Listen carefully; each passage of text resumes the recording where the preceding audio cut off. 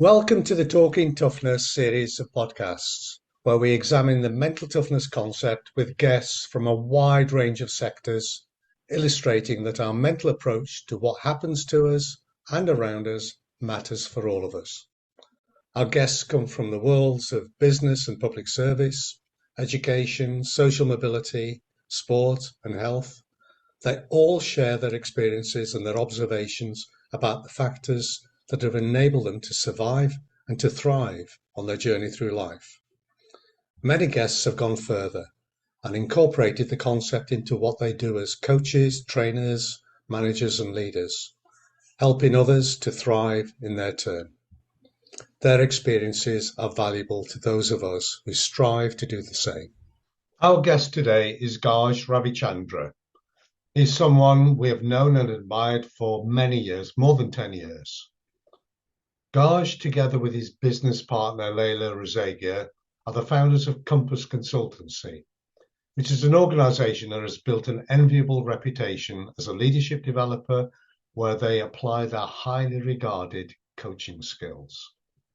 Gaj also engages his interest in career management work through a global network of leading professionals.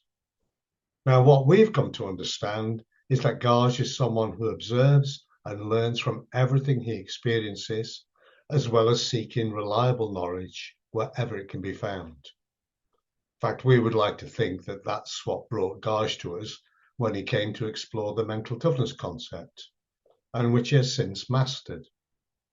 Usefully, Gaj is able to structure what he sees and to be able to describe that with remarkable clarity.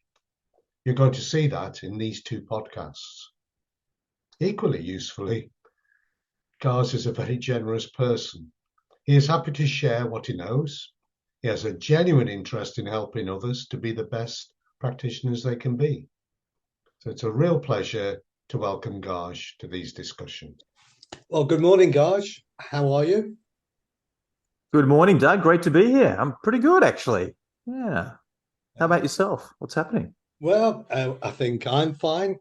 John, what's it like in Ireland? It's great. Actually, at the time of recording here, Ireland have just lost in the Rugby World Cup, so it's almost a day of mourning. But otherwise, things are great. Thanks. Yeah, and Gaj, it's been ages, hasn't it? I think it was about 10 years ago last time. Yeah. I think I had the privilege, mate, of you taking me through the mental toughness questionnaire as my course facilitator, right? So I think that's where this all kicked off. Could have been, yeah. Privilege, yeah. That's a kind way of putting it. But hey, we're still here 10 years later talking about it, so it was at least not terrible. Gosh, I guess we're going to start with the story. I mean, how did you connect with the mental toughness concept? Well, it is a funny story. It's a wonderful story, right?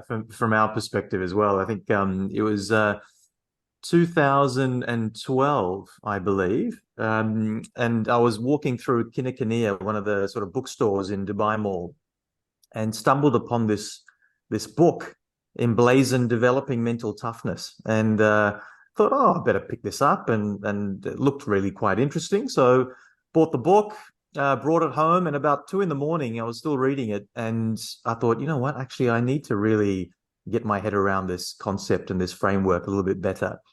So I went to the back of the book. I think I found some contact details for the authors, reached out to them, didn't think I was going to hear back from, celebrity authors in any way. So I sort of forgot about it. But within 24 hours, got a response back saying, actually, we're going to be in town, and we happen to be in the next building for a conference from where I was. And so as a result of that, and then meeting yourself, Doug, the rest is history, right? I think our business, really benefited from being able to partner with AQR and the mental toughness framework in so much of the work that we do. It forms a very important part of our executive coaching work around leadership, performance, and careers.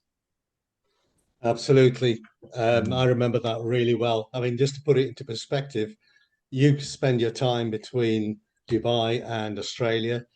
We actually are based in the UK, and we happen to be in Dubai, and we literally just happened to be a couple of 100 yards apart from you when we got the message. And next thing Yeah. we knew, half an hour later, we were talking. Yeah. Don't believe in coincidences. I think there had to be something else happening at play there, right? So, Yeah, no, I can understand why you say that. Uh, mm, So we've known you for quite some time, more than 10 years. mm, And the one thing that's really impressed me, guys, about you is, you know, the book Jim Collins, Good to Great. One of the mm, things he talks about is stick to your knitting. If you know yeah. what you're good at, optimize it. Just keep doing it. And that's you. From the first moment I've met you, you've been focused on coaching as a practice, and the applications, your two big applications seem to be executive and leadership development, as well as working with graduates who are preparing for the world of work. What took you to that? Um, I think this interest in careers stemmed back from when I was an intern psych. I remember um, being asked as an intern psych, going back over 20 years ago now, to go to the Speedo manufacturing plant, right? This is at 7 in the morning in the northwest of Sydney. And we were told that they were shutting down the plant because they were taking, the jobs all to Vietnam for, from a cost perspective. Yeah. So there's a team of us dressed up in suits. It's probably the first suit I ever had. Got dressed up and stood in the front of the factory floor. And there was about 75 odd workers there. And they were told by the GM at the time, within about 10 minutes, that they were closing down the plant. It had been there for 30 odd years. And that they were relocating to Vietnam. And as of right now, that everyone, unfortunately, has lost their job. Hmm. And so chaos ensued, as soon as that message was delivered. And I think for me, that was the first time I really got to see mental toughness, being demonstrated in multiple ways. And I didn't know it was mental toughness at the time. I think I was looking at the different kinds of behaviors. Some people were catatonic, frozen from the shock. Some people were in tears. Some people were picking up chairs and throwing them around, the factory floor in anger, frustration. The news reporters, the current affair, in Australia had been leaked the news, so they were waiting outside, and you can imagine the sort of the disheveled mess that people were when they're going and getting, talking to the reporters there. So that day was a pretty impactful day, and I think as a result of that, I saw not only good and bad leadership, being demonstrated. I also got to see how people then, with their mindset, were able to find better jobs post that change and that sort of stressor that was put into their life.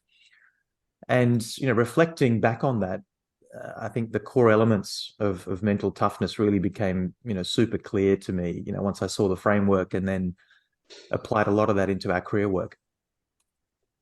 Mm. Yeah, I always think that's kind of sort of super interesting. So I became really interested in mental toughness from a sports point of view, where you see people in this stressful situation before going into a game, and you look around and think the context is the same here. Everyone's facing the same stresses, the same event, the match, all the pressures that come with that. But they're all having completely different experiences. So as a football team, and you're looking at the 11 lads getting ready, thinking each of these 11 are having a completely different experience despite the same context. Mm. And it sounds pretty similar in the Speedo factory, in the sense it's looking around thinking, yeah, this external stressor contextually is the same. Now, of course, there's going to be certain things where, depending on people's individual circumstances, it's more or less intense, but observing those kind of different reactions, right? Some people kind of almost retracting in there, and some people really confronting it positively, confronting it negatively, those kind of things. So those who you kind of alluded to there, that went on and got better jobs, and that kind of what seems like a negative experience turned into a positive one. What do you think it is about their mindset that leads them down that route? Mm. Yeah, I think, John, a number of things, right, that I found were consistent with those who tended to find, roles, and not just roles faster, but, better suited roles, right? In terms of their interests and their sort of areas of passion. And I think one was around the day-to-day grind of finding work, right? That sense of commitment, right? And being diligent and setting up tasks and kind of working towards a goal. And definitely those individuals who did that better, who are prepared, who came to the discussions with us, having done their homework and kind of moving through the stages. Definitely, I found that they were moving into jobs and opportunities much more efficiently than others. I think, and so that was also linked to that sense of, taking control of your life, right? And not being a passenger, right? Yeah.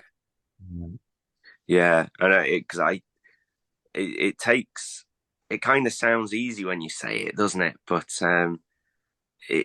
there's a real skill, I think, in for me, that control part there sort of starts with a bit of acceptance, doesn't it? Of sort of recognizing, all right, well, this is where I am. There's no point me just moaning about how unfair it is, because sadly life is immensely unfair. But kind of recognizing, okay, well, here's the cards I've got, and how do I set a plan in motion, and not just kind of saying, oh well, I accept that, I'm happy, things will be grand, but actually setting a plan in motion. And I think you explain a great example there of how that, the sense of control, but also commitment to follow through on something. Otherwise, it's just a wish. Yeah, intention versus execution, right? I think those two things are so interesting. And, it's so funny how much of this links back to our own self-worth, the way that we look at ourselves, and, the paradigm in which we have that self-assessment is so interesting. And so then, I feel very privileged, right? I get the opportunity to put myself into their shoes and hear their stories, as you all do, right? And, in terms of our work that we do. And so that just gives us so many clues as to what they are telling themselves, right? And so therefore these repeated thoughts just become beliefs that become so instilled. It's amazing. And can I just pick you up on one there, Gaj? I'd be really interested in, obviously working in a university, as students heading off to be graduates, and that kind of self-image, that self-worth, like what does a graduate, how do they need to see themselves going? Because I can imagine an easy way to see yourself is, geez, I'm just one of many. I'm just another one of these. So what kind of mindset should a graduate have if they're looking to kick on? Yeah, it's a good question, John. I think there's a couple of things that come to mind. So I think the first thing is about becoming uncomfortable, right? And understanding that there is this huge difference between, the world that they're coming from, this sort of academic environment. They've gone through school, they've come into this higher education, they're still surrounded by this sense of comfort, right? Knowing there's structure and so forth there. But there is no real roadmap post that, right? No one's going to sit there and tell you, hey, here's the next step. And what we want to do is to give you some more structure. And so it's really, I think, the first time a lot of students get into this world. And so understanding that you are not unsafe, right? There's a difference between safety and discomfort, right? You can feel uncomfortable and you're still safe, right? So therefore this fight, flight response or whatever we might have, that tends to kick in. Taking control of that and understanding that, I think, can be really powerful. And so that means that we're more likely to take risks, do things differently, stretch our comfort zones, whatever that language or terminology is in our heads. And we are safe to do that, right? This is not a life and death, right? That's interesting. You're talking about stretching yourself. And for us, that's taken us perhaps into the challenge construct in the mental toughness concept. And again, a bit like you, I've been working in the career sector by accident for about 30 years. But one of the people that I've worked with is a guy called Kieran Gordon, and he's just stepped down as the chief executive of Careers England. So I remember 30 years ago, he said something to me that really resonated. He said, you do realize with the minimum of training, any person can do 70% of the jobs in an economy. And yet when you sit down with most people, they only think they can do their job. I know I'm trained to be an accounts clerk. That's all I can ever do. And it's opening up your mind to the world of opportunity. That's the phrase he used to use. And again, that's about being prepared to be uncomfortable. Go and explore that and see the opportunity. And I mean, did you see that in your work? Yeah, absolutely. And when we look at talking to graduates, we mention this sort of concept, the can do, will fit, the holy trinity of sort of the interview process or getting a job. So can do being, are you demonstrating the right knowledge, skills, and abilities to get the job? But this will do and will fit, right? This motivation, drive, commitment, to do things. And then this cultural values piece, right? The will fit. People are hired for can do and they're fired for will do and will fit. Yeah. And so it's sort of having that appreciation sometimes of, well, how do you short circuit a process to get hired, right? What are the things that are in the back of perhaps these recruiters and HR directors' minds that you need to get inside of? And I think those kind of conversations, and most of my students are sort of exec ed, right? So they're all exec MBA type level. So they've been working for some time, had good careers. Perhaps they want to get to that next step. Perhaps they're a little bit lost, right? They don't know how to get to, sort of the next steps in their career. So it's that process of introspection, an opportunity to try new things and take some risks. And that's taking the conversation towards the topic of employability. Career guidance has been the traditional approach, but that's about how do I find that job? And once I've got that job, my career seeking activities are over. But they're not. You've got a lifetime to work in, and you've got to work out what every employer that you will ever come across will be looking for. And it touches upon what you spoke about, this attitude that you bring to a job. It's not the skills or the knowledge or the qualifications. It's that attitudinal stuff, which resonates with mental toughness, of course. I think this element. Yeah, sorry. No, go ahead. No, I was just reflecting on, the last 5 years in particular, we've spent a lot of time with our sort of coachees and students talking about this fractional employment world, right? The idea that people perhaps aren't going to go working, full time, for one employer. And therefore, that also requires a completely different mindset, right? Around how do I market myself? How do I look at, projecting, the things that I'm doing? How do I network more effectively? How do I use the online presence, to the max? And that, that ability to shift, the ability to be able to pivot, has been really fascinating to watch people moving from being really vulnerable because they've realized they've got this technical brilliance, but they don't necessarily have that employability agility, right? So that's been fascinating. Absolutely. I mean, I remember a CIPD conference about 20 years ago, and the slogan for the conference was, people get hired on the basis of their skills and their knowledge. They get fired because of their attitude. Yeah. Employers never assess for attitude, do they? Huge opportunity. Absolutely. Yeah, absolutely. Now, right at the beginning of the conversation, you were telling us the story, the Speedo story. And there's a little phrase you used in there. You said you learned something about leadership, that there were good leaders and bad leaders. What's the difference? So, I've got a few associates of ours who would say that there's no such thing as bad leadership, that it's either leadership or it's not. It's that simple, right? Which I thought was fascinating. There's this one particular quote that sort of sticks with me, and it has a history back to about 3,500 years ago, in the old Sanskrit stories of the Mahabharata, old Hindu Vedic scriptures.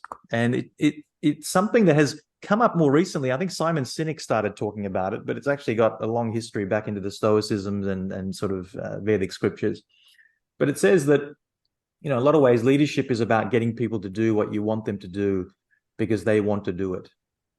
Yes. Right? And this idea that this is not about coercive control, but it's about getting people to believe in something. And I think good leadership is about how well can you tell that story so that it resonates with a group of people, so that they actually choose to do it. They choose to turn up. They choose to give their best. They choose to take risks. They choose to identify and have that, I guess, that sense of in-group bias, right? That kicks in, with that business. I always found that fascinating. It's such a skill and an ability. And just to ask a kind of practical question there then, Gaj, because I've seen some of the kind of materials and stuff that you have with Kompass, and like they're great, and people should check out the website, Kompass Consultancy with a K, that kind of thing, isn't it? So you've always struck me as being pretty practical, like in terms of trying to bring that about. So what kind of practical approaches can you take towards creating a vision that people want to get behind, creating something that the guy who's in charge of packing Speedos into a box can actually kind of think, yeah, I'm on board with this? So I think there's a couple of elements that are really important. One is about the fact that you've got to have a problem to solve, right? And the problem typically sits at three levels. And, the initial problem is the external problem, right? So if, for example, we don't have X clothing in a particular area or a region in the world, right? The next level is, well, how does that problem make you feel? Right? So what is the internal sort of reflection of that problem? So does it make me feel like I'm being left out, that I don't have an opportunity, that I don't have access to things, and so therefore I feel, isolated, right? Yeah. But the third part, which is the part that most leaders don't get to, is the philosophical problem, right? What is the philosophical thing that we are addressing? So in this case, is it the fact that being a part of something, having access to something, right, is really important to people? Yeah. Right? Not feeling like they're being left behind. And so then if we're going to tell that story as a leader, and that's got to tap into the values and the morals of people, and that's got to be clear. We've also got to have this line of sight, right, about how we're getting there, where we're going to. And it has to involve a transformation of some kind, right? It's a bit like, I don't know if you guys are Star Wars fans, but some of those stories around Luke Skywalker, right? The idea that you've got this kid who is a Padawan Jedi trying to learn, the tricks, and he's got these master mentors and guides in Obi-Wan Kenobi and Yoda. They give him, they understand the problem, right? The problem is, the Empire is going to take over. The way that it makes him feel is, distraught. They're going to be slaves. All these kind of things are happening. And the philosophical is that light, that good, should overcome evil, right? That evil doesn't have a place, right? And through that process, the transformation is that he goes along the journey to become a master Jedi, right? So if employees can't see what my transformation is going to be, why would I come along and give 12 hours a day to this journey, right? What is in it for me? Yeah, sure, I'm going to get paid something, right? I can get paid somewhere else, right? Why do I need to listen to you, right? Does that make sense? That kind of approach? Yeah. No, I think that's great. I think it kind of taps into the if you're gonna initiate some kind of behavior, it has to start with why am I why I need to be able to align with it.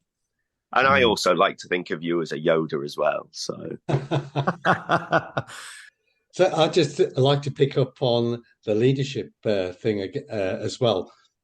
You've been involved in the world of leadership for a long time, and do you detect a change in the way people are practicing leadership, or beginning to, should I say?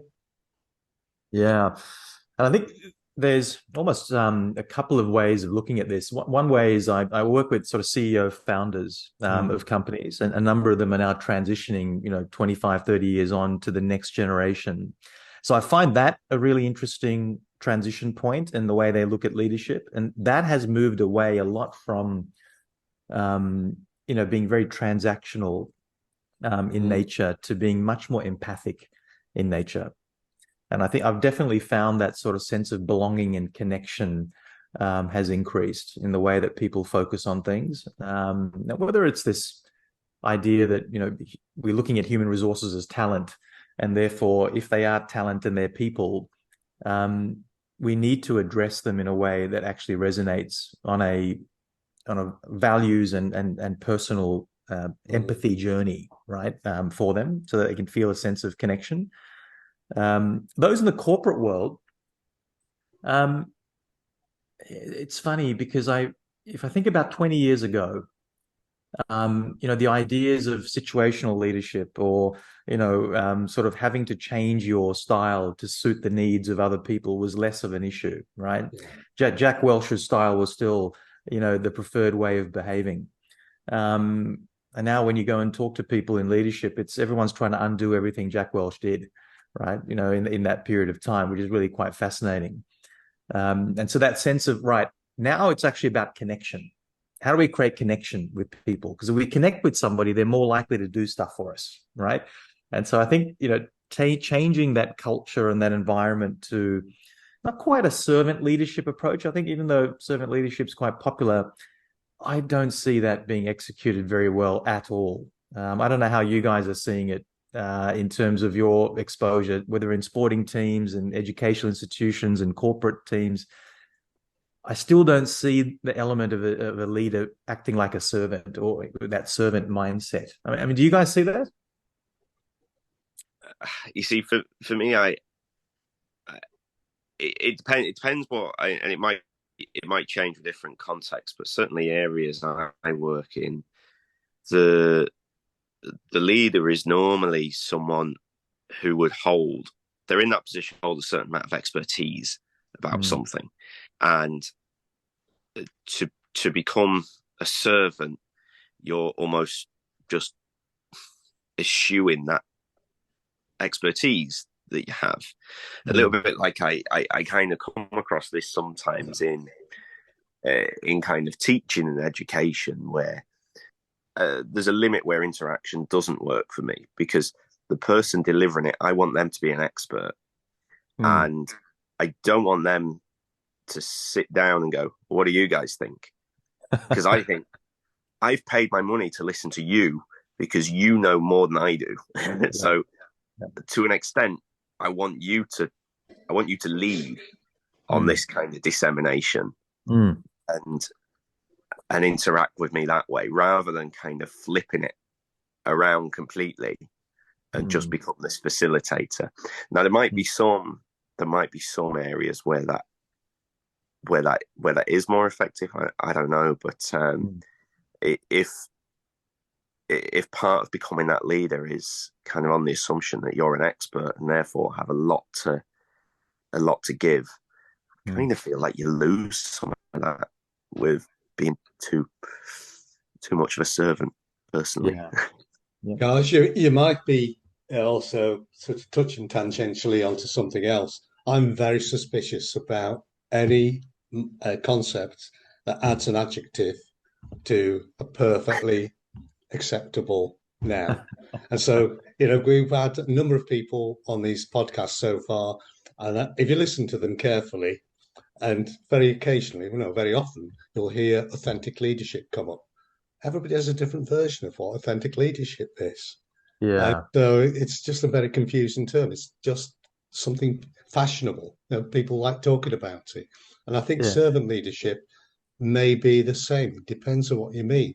Because your explanation of leadership, I thought, was great. It's effectively pressing that button on the individual that excites them, that makes them feel, I like this word, joyful, as well as content and satisfied in their work. And the leader's job is to create the conditions where that can happen. So if that's being a servant, Yeah, I can buy that. But there are other people who talk about, you know, you go out and you go and sweep the floor for an employee because that Yeah, frees the employee to do something. I don't quite buy that. Why did you have that yeah, employee there? What's your job? absolutely. What should you have been doing? Couldn't you have been doing something more productive? So it Yeah, depends on what you mean by servant leadership. But I do buy into the idea that we are slowly, very slowly, moving towards an understanding of what intrinsic motivation is about.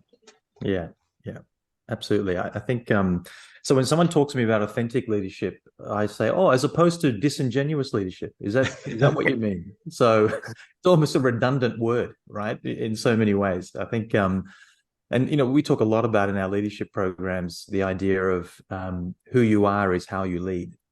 Yeah, Right. yeah. And so if you don't have a sense of that, that self-awareness, you're just making stuff up, and you have a higher propensity, therefore, to be inconsistent to your people because you're not actually coming from a base of awareness and understanding of yourself. So I find that really resonates, I think, with people in that, if the leaders are not aware of who they are and, what they bring to the table, how are you going to get a group of people to follow you? Right. And do that consistently. I think that it is such a challenge, and particularly being so lonely in those positions as well. You have very little people to go to, right? That's the other challenge. Yeah. Yeah. Hence the need for executive coaches. Thank goodness we Yeah, have a yeah. job. Yeah. It is. I think so much of it is, that kind of uh, giving a mirror to someone so they can kind of just understand themselves a little bit more. Certainly um the benefits we find with the mental toughness work is so that the book's called Developing Mental Toughness, but I always kind of feel it should be called Understanding Your Mental Toughness, because it's I don't think the goal is necessarily to always develop. I think sometimes just understanding my own mental toughness allows me to go, okay, I know that I'm very high in emotional control and life control. So Mm, when this thing happens and I go, it's not a big deal, we'll be fine. And I see other people stressing about it, without that awareness that I'm the outlier, I might mm. think, Jesus, what are you stressing about? Just, it's not a big deal, get over it. Like, Yeah. but that awareness of going, no, actually, they're stressing about it because they're just normal people. And Mm. I'm kind of the outlier here. So Mm, when I go, that's fine, that awareness allows me to go, it might not be for others. That might be me being a bit of an outlier again here. So I'll just check with mm. people, and I don't sort of cast aspersions. I don't assume anything. Yeah, absolutely right. I feel strongly aligned to that. I think there's the idea that, as a leader, you're forced to succumb to some of the organizational, institutional sort of limitations, right? Yeah. And that sense of feeling powerless about things, and so therefore that cascades all the way through, right? And so that mindset, if you don't sort of know yourself in those moments, and as we all know, going through stress, it kind of exacerbates our natural personality, right? Mm. And so then pushes us into these kind of potential extreme positions, and as a result of that, if we don't have that awareness, I think we put ourselves and our teams up for so much trouble, and potential trouble. And I think that for me, considering this, this volatile environment we're all in, everyone keeps talking about this VUCA, and Banny existence, that we're all in at the moment. Well, what are we going to do about it? Right? Are we, it's great to accept that we're in this world, but then, can we actually Mm. take physical steps to talk about it with our teams and to understand how we're all feeling about it and what support we need from each other, right, to overcome these challenges? I'm definitely seeing, going back to your earlier question, from a leadership perspective, more leaders having those conversations. That's Yeah. definitely been the case. Yeah. Oh gosh, our three biggest projects at the moment are all of that type, and it's really refreshing. And all three are taking a long-term view, and I think that's the other difference. You to build a culture where everybody's excited about what you're doing, they feel a sense of purpose, and they buy into the purpose of the organisation takes a long time. Transactional leadership doesn't take long at all, and can be pretty instant, but it isn't substantial. I'm seeing a difference, and I'm liking it.